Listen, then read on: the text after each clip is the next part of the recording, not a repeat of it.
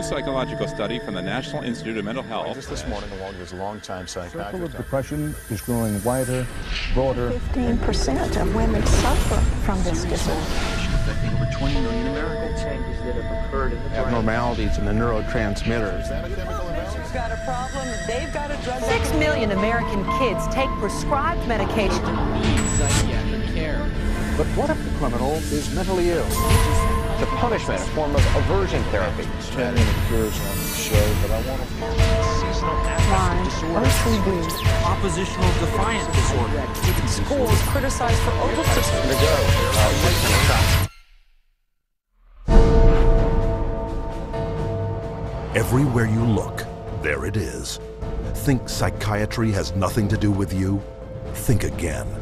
The whole field of psychiatry has gotten into every facet of your life. They basically believe that everyone is mentally ill. You smoke too much, it's a disease. You're too unhappy, it's a disease. You're too thin, it's a disease. You're too fat, it's a disease. Where are these coming from?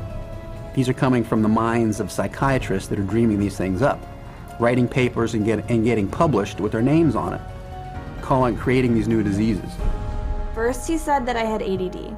Then he said that I was depressed. Then he said I might be bipolar, but I don't have ADD anymore. And he said, you know, I've been noticing you, and I wonder if you have it too. What they decided is that both my husband and my son had a chemical imbalance that needed to be corrected with a chemical balancer. There is not one shred of credible evidence that any respectable scientist would consider valid, demonstrating that anything that psychiatrists call mental illness are brain diseases or biochemical imbalances. It's all fraud. There's no reliability of diagnosis, and there is no science. It's just pseudoscience. It's pretend science. This is one of the most open secrets in all of America in the psychiatric field, that nothing is being done that's legitimate, and they're billing for it. Psychiatrists claim that over 1 billion of the world's population is mentally ill. In the past 30 years, they have prescribed psychiatric medications to 543 million people. And right now, they drug 17 million school children with stimulants and antidepressants. When recently asked about the scientific basis of their profession, those psychiatrists willing to be interviewed offered nothing but excuses.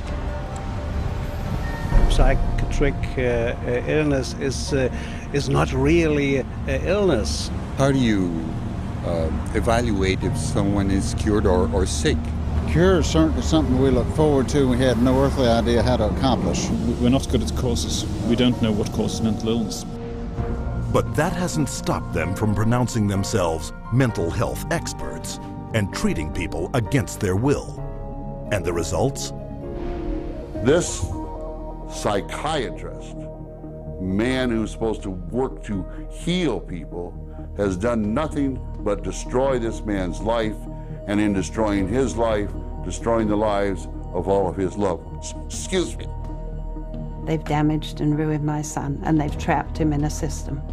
The way that they treated him and made him feel like he was worthless. Bryant was being kept dumb and high on Ritalin so that they could make $2,500 per month. He gave me Valium, and I got addicted to it. It wiped out my life.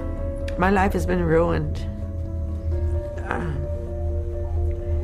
My joy has been stolen. She was laying there. She took two gasps of air and died right there in front of me. It is really tragic. It's awful. And it's being done for money. That's why it's being done. Oh, it's got to be in the billions. I don't know the exact number, but it's got to be in the billions. It's just unbelievable. This is so big that it boggles the mind. Take the human tragedy you have just seen and multiply it by the millions. In the past 4 decades, nearly twice as many Americans have died in government psychiatric hospitals than in all U.S. wars since 1776. Insurance companies pay out $69 billion every year for psychiatric services, doubling the cost of medical insurance premiums. And while raking in over $2 trillion annually, psychiatrists cannot point to a single cure. Hard to believe? That's exactly what they count on. And as we will show you, it's how they have been getting away with it from the very beginning.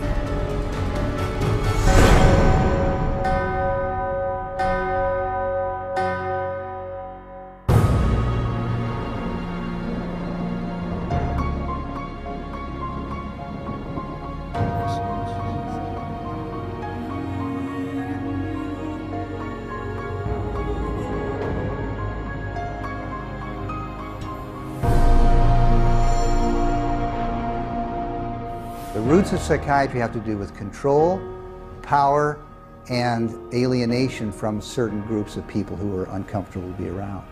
They were locked up in these places to get them out of the way. The history of psychiatry, I think, really is related to institutions. Bethlehem Royal Hospital in London was one of the world's first psychiatric institutions. Commonly referred to as Bedlam, the hospital was little more than a warehouse for those deemed mad. Inmates were confined to cages, closets, and animal stalls, chained to walls and flogged, while the asylum charged admission for public viewings. In the 18th century, William Batty was the first to promote that his institutions could cure the mentally ill. Batty's madhouses made him one of the richest men in England, though his treatments were every bit as inhumane as those practiced in Bedlam, with not a single patient cured.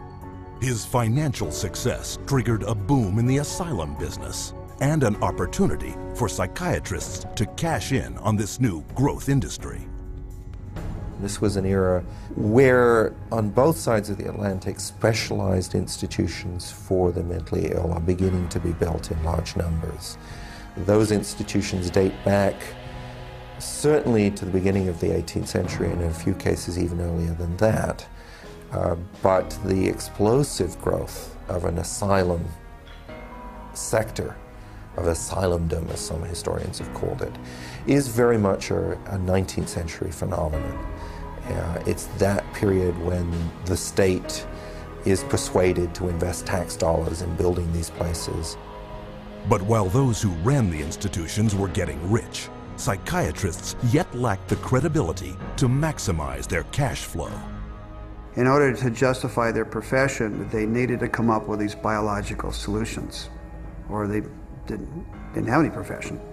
The only way for them to solve that was to attempt to start believing that these people that were suffering from emotional disorders was from a biological basis. Whatever was done to make this person more manageable would be simply called a treatment. And the sad reality is that many of these so-called treatments were, in essence, torture.